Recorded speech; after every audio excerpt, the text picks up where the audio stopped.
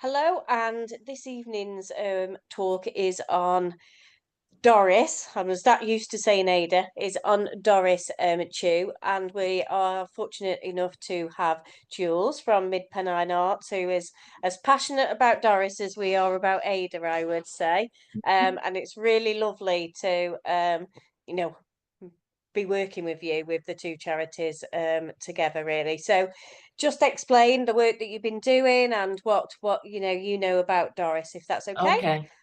Um, yeah, so Mid Pennine Arts, we're based in Burnley, and Doris has got particular significance for us because what she dedicated her retirement towards was building up an arts community in Burnley, an arts association, which has turned into Mid Pennine Arts. So we're the natural descendants of Doris's work. Um, and also because we have the last Clarion house in Burnley, we're hugely committed to the Clarion movement. And a play called The Clarion Van came out of Doris's writings about her mother. Alan Plater took those writings and created a little play called The Clarion Van, which we are now in the process of adapting. And we've been down with one scene down to Crewe already and shown it. And we're bringing another scene for this International Women's Day. So mostly the work in Burnley has been about the Clarion Van and therefore about Ada and Ada's life after Crewe. But also, we've got a great attachment to Doris because she was our founder years before any of us had ever heard of her. I think as far as Ada and Doris is concerned, I would think that the relationship between the two was the most important relationship of their lives. I think Ada's relationship with Doris was her primary relationship. And I think that's really evident in the way that they talk about each other and the choices that they make and the way they became a team, really, not just a family, but a team. I think because Ada's early life, she was one of, I don't know, was it, I don't know, 14 siblings. She came from a massive family and she Yeah, was the yeah. eldest girl. There was only two girls. There were all loads and loads and loads of brothers. So she was a skivvy, really, and did all the work at home, which her brothers did none. And that must have that must have had a massive impact on Ada's mind. And so she determined that obviously she wanted to be a mother, but she did not want a house full of lads. She wanted one child and that one a girl. And she swore that, and that's what she got. And I think she got that because she wanted to invest everything that she didn't have into, it's like Doris was a symbol of Ada's future and all the things that were possible for girls. She tried to make possible for Doris. And George helped out as well, to be fair. Um, but she quotes in one of her writing, she quotes about the importance of a relationship with your child, how it's the most important thing, and actually overshadows the relationship of a bloke with a child. Let me tell you what she says. She says, the marvelous gift of the ages is in her arms, her own newly born babe, followed with her yearning for mother care, to protecting love, the blessed bond. No man could ever know it. So she saw a mother's most deep feelings were for the children, and she and Ada were deeply attached. Doris was born in 1898. It was the following year after Ada went out on the Clarion van. As you know, when she finished in Crewe, she went out on the very first Clarion van, and George was the driver of that van. And they got married, I think, 1897, and moved to Rochdale, which is where George was from, he was an ILP member in Rochdale, though he'd been living in Crewe. But once they got married, they moved back to Rochdale, and that's where Doris was born in 1898, I think it was. And yeah, and so even though Ada was living in Rochdale and not in a Clarion van, she carried on doing that work. And not for the first 2 years of Doris's babyhood. She stayed at home and just looked after the baby. But then when Doris was 2, she has a memory, or it might have been her mother telling her, of her mum. She was still working. She'd started the women's trade union movement, and she was massively active in that. And it came to the point where she was going to have to leave home and stay away for a few days working in other areas. The same things that she did in the van, but instead of traveling in the van, she did it from home. And she left Doris when she was 2 and came back after a few days, and George had taken Doris down to the railway station to meet her off the train. And when she saw Doris's face, Doris's stricken little face, crying out to her mum when she got off the train, and she swore then that she wouldn't go without her. And so for the first 7 years of Doris's life, she went everywhere with her mum and went to all these places where her mum was on a speaking tour, working for suffrage and working for the women's trade unionists. And Doris went absolutely everywhere with her. When she got to about 7, they'd moved by this time out into the countryside. And this is another thing about Ada putting Doris front and centre, because what she wanted for Doris was that she had the fresh air of the countryside rather than, Rochdale's an industrial town, the same as all the others. So she wanted to get her out into the countryside and let her play out in the fields, because it was, it was beautiful there. Just a little hamlet, place called, I think, Grieve, I think it was called, just a little hamlet. And she kept her off school so she could just play, live in fresh air and travel with her. But she was reported, and then had to agree to let Doris go to school.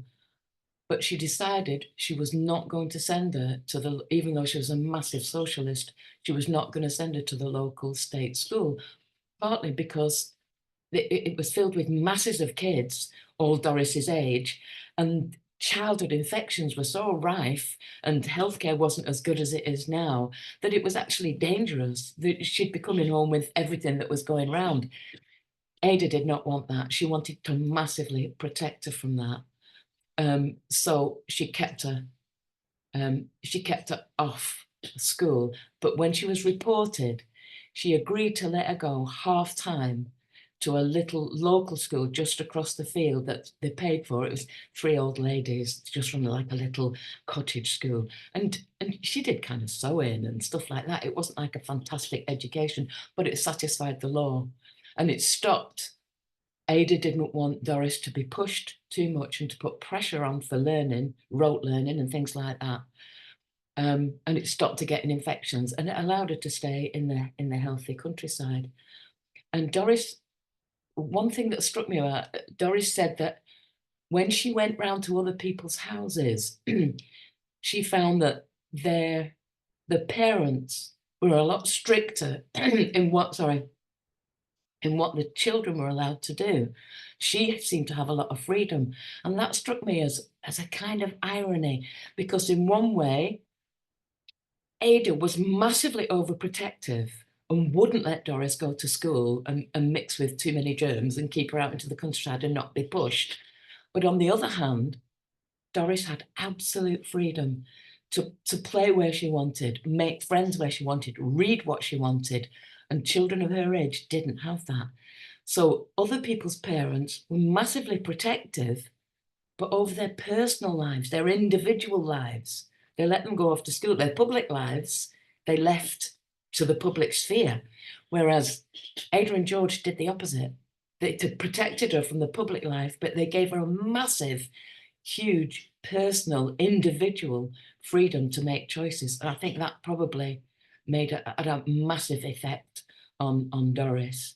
And then Doris then had to go on to secondary school, And I think she was about 12 when she went to secondary school. And her and Ada and George still wanted the best education. And this was after the 1901 Education Act. And so there were grammar schools for clever working class kids. And so Doris went to the Rochdale Municipal Secondary School when she was 12. She had to take a scholarship, to take an exam so that she could go. And her parents had to pay £6 a year, which was quite a lot of money for a school, £6 a year. But that was a proper grammar school education. And Doris reports that her mother was forever. You can imagine Ada could not leave well alone. And her mother was constantly in the school berating the head teacher or asking questions about the curriculum or what they were going to do. And so Doris herself was slightly embarrassed by her mum always being in school, but also recognised she was a chip off the old block, because in that school, only boys were allowed out on some big excursion. So Doris wasn't having that. She was only 12, but she got a petition up saying, this is rubbish, it's sex discrimination, the girls should go as well. So even at 12 years old, she had the confidence and the background understanding to know, A, that it was wrong, and B, what to do about it, and C, that she could do it, that she was confident enough to take the lead on that. And whenever there was a play at school that had a really strong-minded, vocal female lead, Doris always got the part. And whenever they had mock elections at the school, there was lots of different political parties in Lancashire at the time, but Doris always stood for the Labour Party. She never won, but she always stood. She had a Labour platform at 12 years old, 12, 13, 14 years old. And once she got over 13, which was the legal age that you could leave school, nobody could stop Ada from taking Doris out of school. And so there were loads and loads of by-elections when when Doris was about 14. There were loads and loads of by-elections going on all over the country, and loads of Labour candidates to be campaigned for. Ada by this time was on a massive peace and suffrage platform, but that was totally in conjunction with the Labour Party. And so she was hugely influential and filled up platforms wherever she went, that sometimes there'd be two meetings in the same town at the same place, but everybody was going to Ada's. And once Doris was 14 and could be legally temporarily taken out of school, she went on all these campaigns all over Scotland, Durham, the Midlands, Lancashire, all over the north. And while she was there, she wasn't just sitting and watching her mum, listening to her mum on platforms. She was doing constituency work, addressing envelopes, giving out leaflets, talking to people. And there was a suffrage paper called The Common Cause, and she would be selling that. So she was as politically active as her mum from the age of, I don't know, well, all her life, really. And she also wrote stuff at school with her own opinions, campaigns at school. And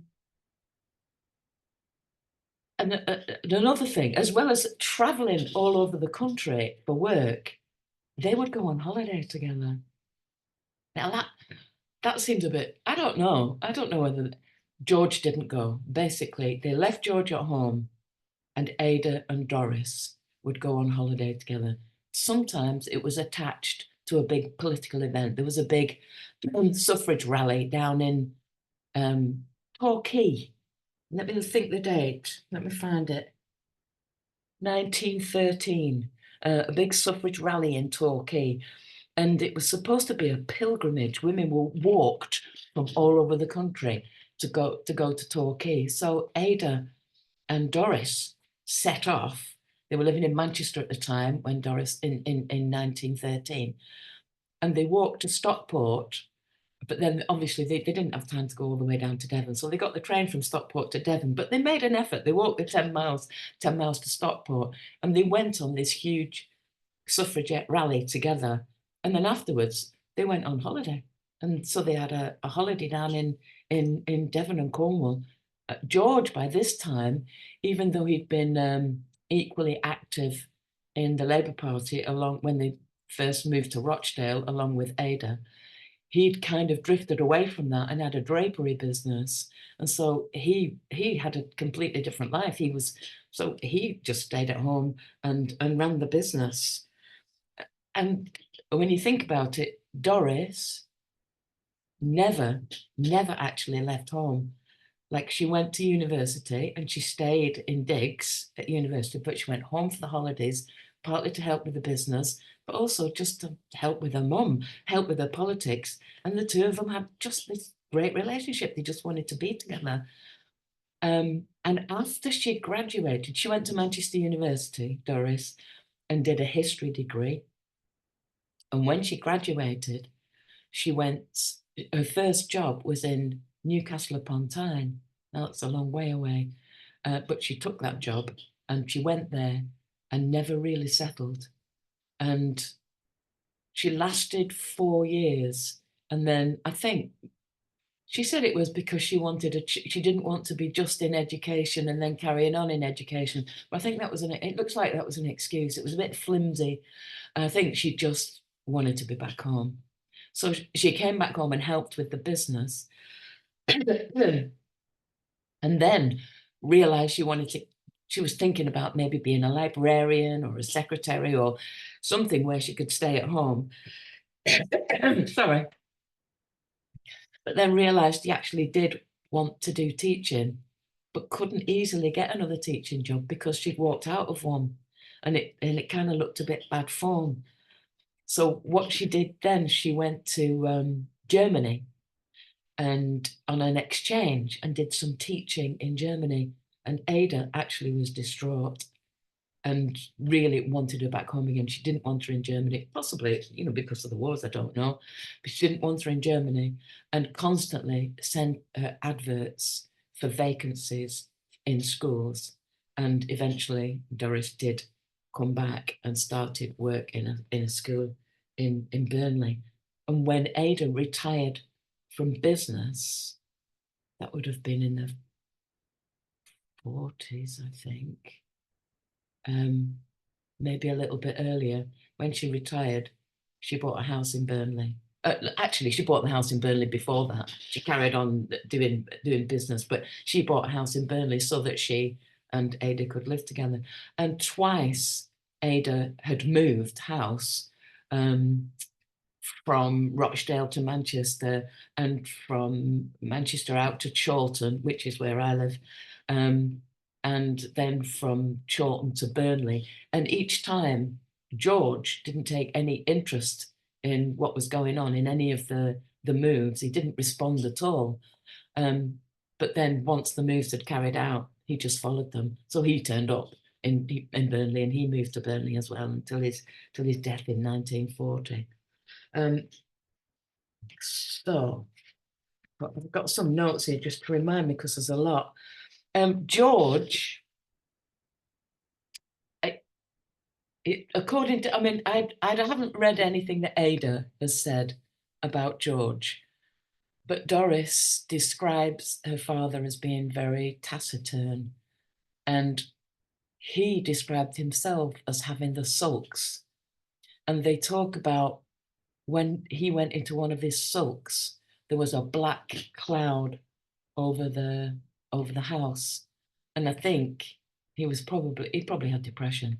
I think in modern times we would say that he suffered from depression, but they called it the sulks and a black cloud.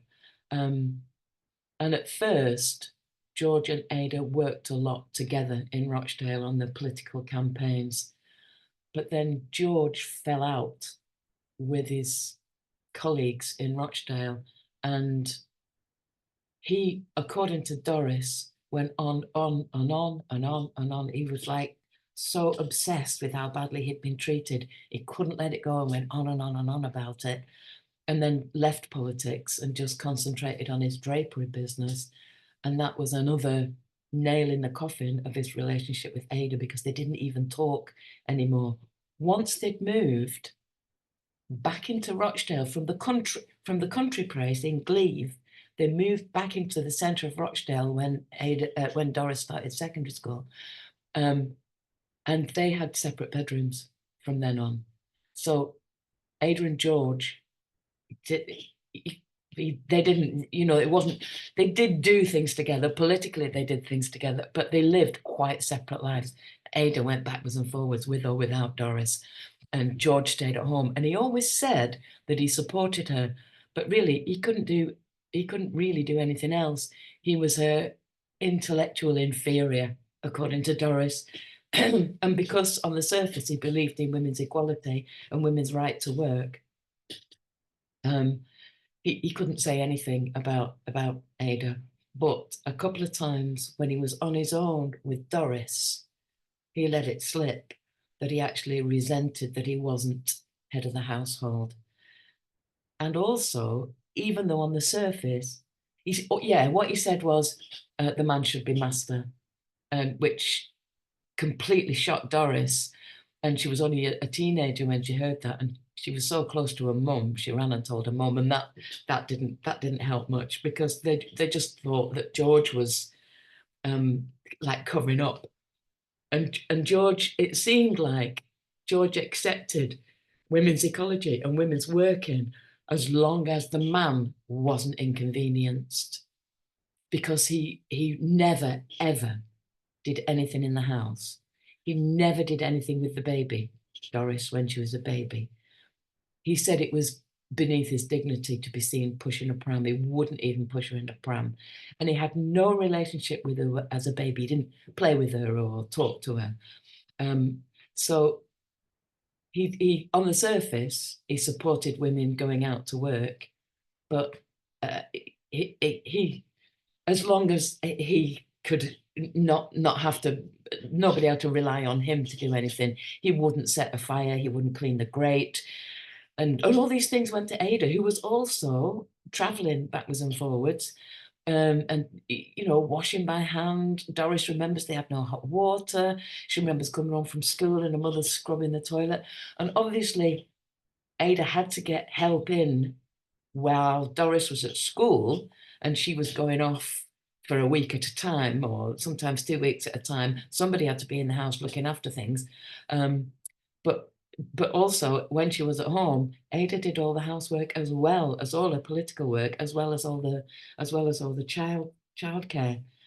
And Doris thinks that he probably never wanted children, though she did say that she felt loved by him. And she got reading from him. He encouraged her to read. He encouraged her to explore and be independent. Like, in a way, rather than encouraged her, he didn't interfere when she did all those things, when she went exploring and reading all other things. He never put his foot down about anything. He kind of just stepped back and left it all to Ada. As a family, they would go to the theatre sometimes, which is another fantastic thing in her childhood. They would go to the theatre, and they would go to Gilbert and Sullivan and things like that in Rochdale and in Manchester, all kinds of stuff like that.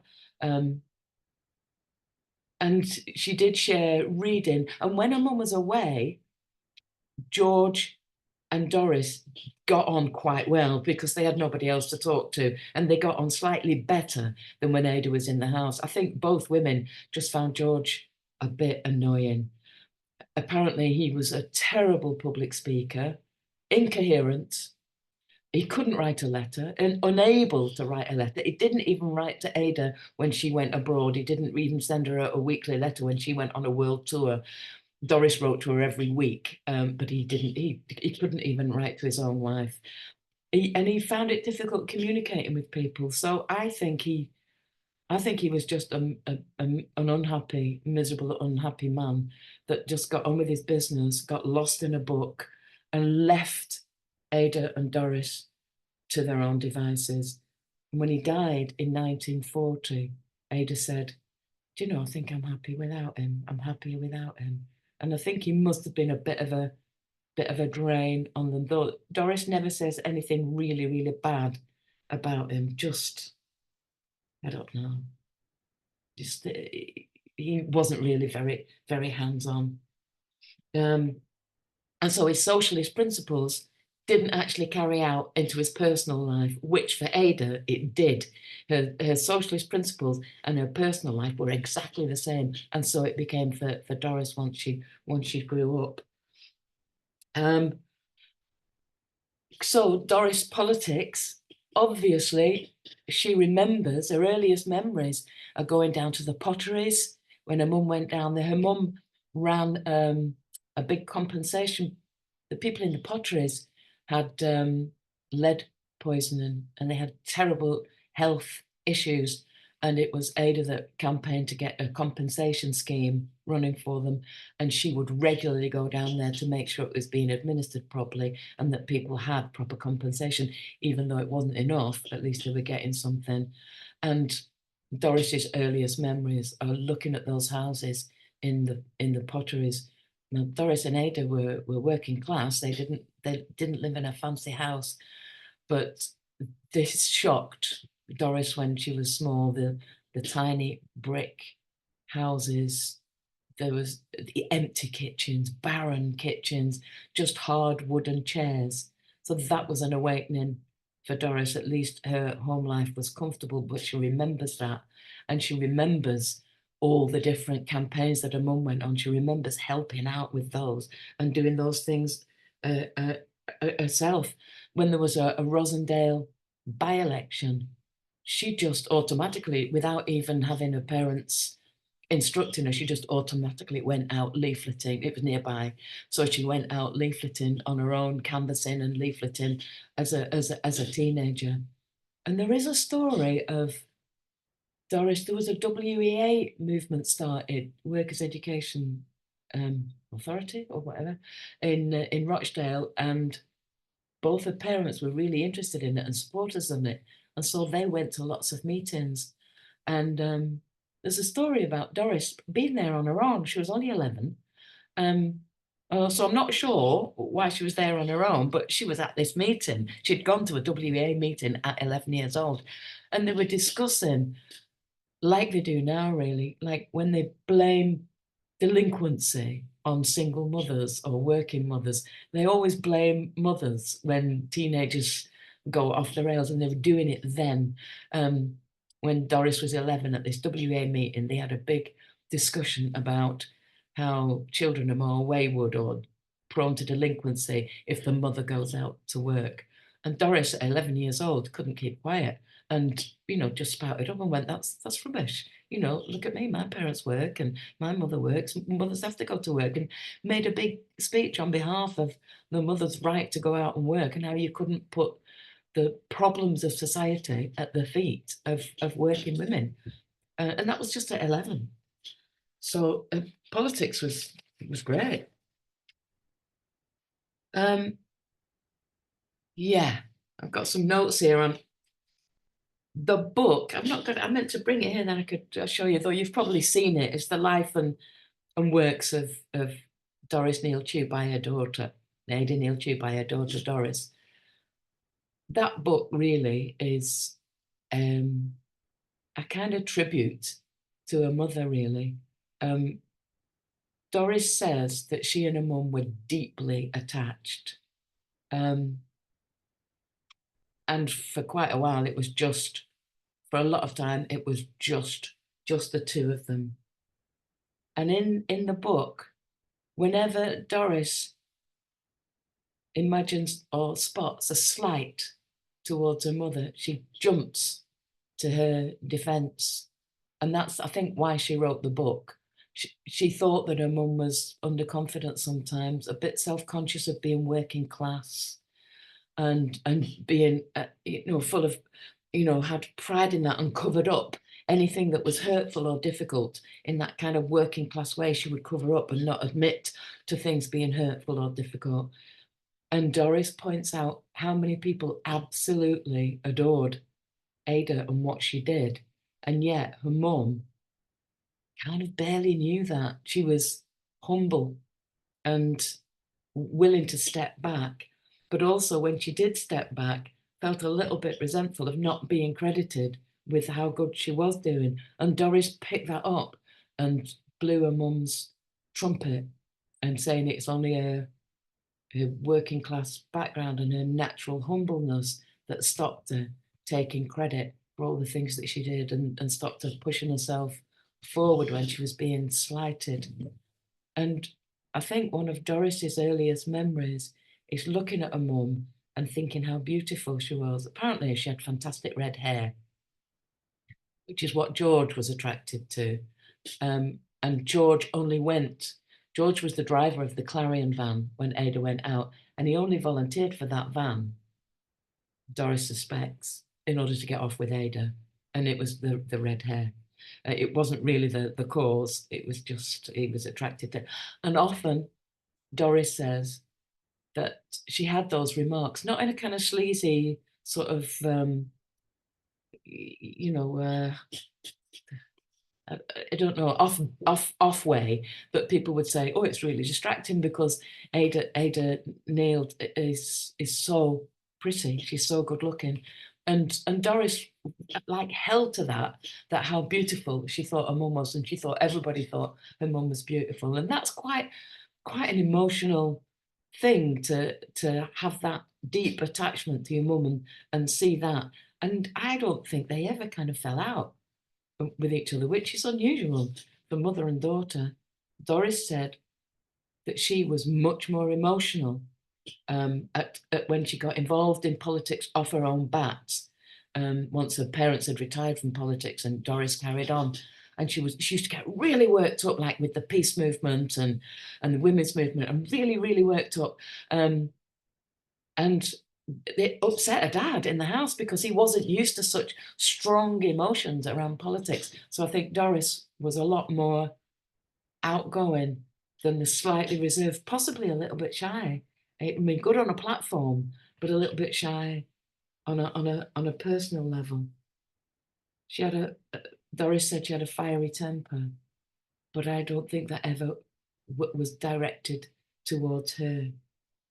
And when, after her mum died, as Doris was making her way in the world, because Doris was Doris Neild Chew, and it's very unusual. Lots of people would say, are you Ada's daughter? Any relation to Ada? And Doris would say, yes, my mum.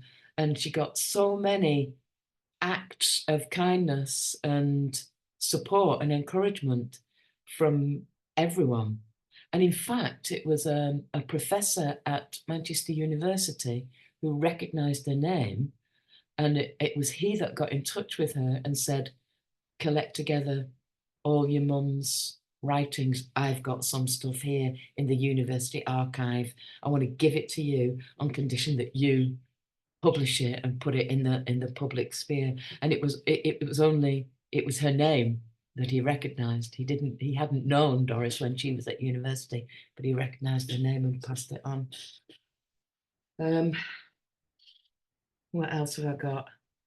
Doris said when her mum died in 1945, which isn't particularly emotional, but it's a nice public thing, the women of this generation owe more than they realize to those of my mother's day. And even then, she didn't just say Ada, she said everybody in that time. So Doris and Ada ended up in Burnley, which is where we picked up. And Doris, independently of her parents, she became a justice of the peace, I think 1947. Her mum was dead by then. And so Doris utterly threw herself into local politics, became a JP from 1947 to 1971, 21 years as a JP. And she was a senior headmistress a senior history mistress at Burnley Grammar School until her retirement in 1958. 1958, she retired from that, long after her parents had died. But she started taking an interest in Burnley's cultural life as early as the 1940s. And in 1966 was the beginnings of what became our arts organisation.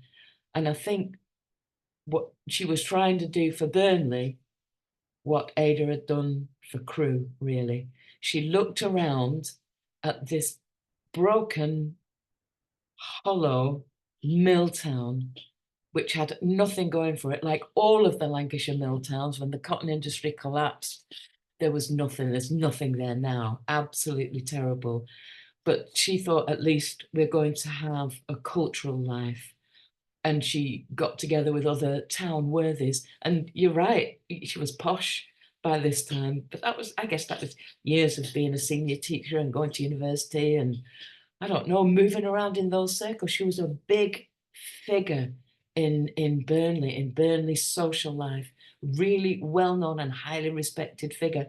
So much so that she would be parodied sometimes in little local reviews and things, and people would take the part of Doris Neild Chew because she was such a well-known figure. And from humble beginnings, she campaigned and campaigned and campaigned, and got groups together and organised things in order to get a cultural life in Burnley. And I just briefly before I came on tonight, I made a list of all the things that she had to do for to get Mid Pennine Arts on board, and also to get theatre companies and visiting artists and visiting lecturers and things to come to Burnley to do shows. And this is the things that she had to do. I made a list. She ran it from a dining room for a start, so she ran it from home.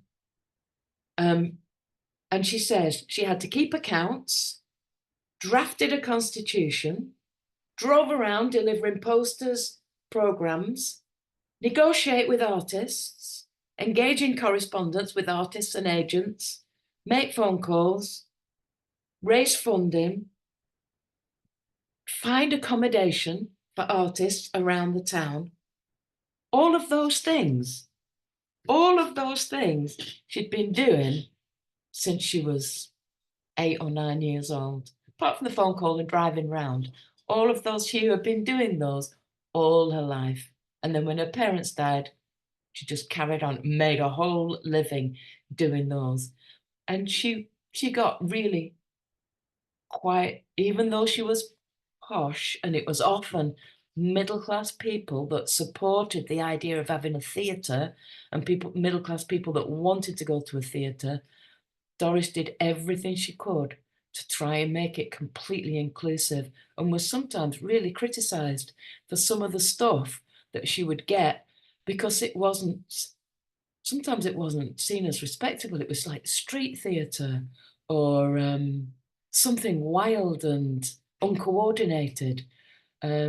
Somebody from abroad or somebody from a completely different background doing art workshops or music workshops. She tried to get in influences that were wider than this just tiny, narrow Lancashire mill town. And though she never succeeded in having Burnley having its own civic theatre, Burnley having an immensely rich cultural life and engagement with the arts, she did succeed, because we're doing it now. And this what we're doing it now, this talk and all the stuff that Mid Pennine Arts have done with the workers in Crewe, I mean the Cheshire collaborators in Crewe, all of that, that's all Doris's legacy. And it, for me, there's something fantastic about bringing it home to Crewe. Oh, That's thank it. you.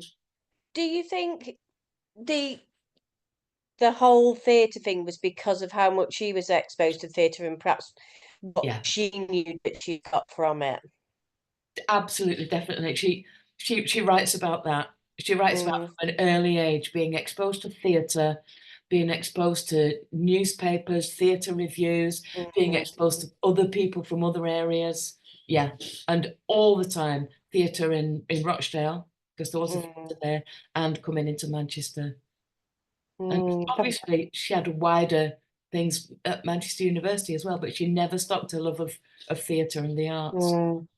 Yeah, because I find that interesting because you wouldn't necessarily think that's what she'd go on to found, but I Yeah. think it actually has been a huge part of her life, hasn't it? I think she just saw what was needed, Yeah, yeah. because the 1945 there was a Labour government, the welfare state had come in, the things that her mother had fought for, which was the roots of family allowance. Mm, Like mm, that was Ada's thing. She didn't call it family allowance, but that her campaign, that's what it yeah. ended up as, family allowance. And so a lot of those basic needs had been Mm, met. And once you've met those basic needs, then you want to go on, and you want the roses as well as the yeah. It's like the Maslow's hierarchy you need, isn't it? That self-actualizing at the exactly, top. Yeah, exactly yeah. that. Really Yeah, interesting. yeah, Yeah. yeah. There was no fight for her with all those things. Mm, So the fight was the next step up, mm, cultural heart of the people of Burnley. yeah. Oh, I love that. Love that. Oh, I'm going to do that as a quote. Anyone else got any questions? Have you got any questions? I hope I haven't rambled on. I've no idea how long I No, was. no, really interesting. Really interesting. It's nice to see you guys. Yeah, and you, Jules. You're looking Yeah, well. Yeah, it was really, yeah. really interesting. Thank you. Mm. Will we see you next week Saturday at the event? Yeah, you'll see me climbing the bloody walls, but I will definitely be there. Sue's got her own event, hasn't you, Sue, for Elizabeth? Oh, have you? Oh, how's that going? It's going really, really well. I was going to do some extra advertising this week, but we've nearly sold out of tickets, so it's really good. And we've And haven't had, you got another book on the go as well? yes, I've started another book about, Congratulations, yeah. thank you. Yeah, about mining women, miners' wives, Brilliant. through to the strike and losing the industry. Yeah. Well, maybe you'll need a piece of theatre and I'll come down and do a piece of theatre for you. Fantastic, that would be wonderful. Yeah. Oh, thanks so much, Jude. Really, really interesting. And I'm going to send you that interview now. I think you'll love it. I You will love will. it. I will love it. Yeah. Oh, that play that was written called The Clarion Van by that Alan Plater, I think his name was. Doris Yeah. was in it. Was she? Yeah. I had a look on YouTube. You can usually find everything on there, but it was mentioned, but it was just a little tiny piece. Yeah, you can't find it. If it wasn't for researchers, Mid-Pennine Arts researchers, there's two lads, Kevin and Gary Webb, and they are terriers. They will not stop till they find it. And they spent years tracking it down, but they've actually got a DVD of it, which nobody will show me because I'm doing an adaptation, and they don't want me to be influenced by that. They want me to come with something Mm, that's from now and from a modern feminist perspective. mm. So they won't show it me. But once I've finished this, I'll see it, and I'll let you know. Oh, yeah. Maybe we can Yeah, all I'd have a love to showing see of that. it. I'd love to Mm. see that. Yeah. I would, but not yet. Just very quickly, so Claire and I have wrote a book about, it's called Threads, see what we've done there, of her stories. Brilliant. And Claire's done all the descriptions of inspirational women of Cheshire, and then I've done a forward about Ada and Doris, so I'll get a copy to you. Well, you'll see it, it'll be at the event in a couple of Brilliant. weeks. It's going to print weekend, so we'll get you a copy as well, because like I say, we've done quite a bit about Doris in it, because we thought that was important. Fantastic. You haven't got a hat stand, have you? Yes, we have, haven't we? Part of the Ada exhibition, so I can get it. Yeah, yeah, Can we have it for the play? yeah, yeah. I've tried. I mean, you said it was what happened after the van, and actually, the scene is the three women who go on the van together, and it's their first meeting. Oh, lovely. But seeing what you'd put, I was already going to do a little intro context, because people, you can't just follow a scene without knowing what it's about. So I was already going to do an intro, but after what you said, I thought I'd do a kind of where are they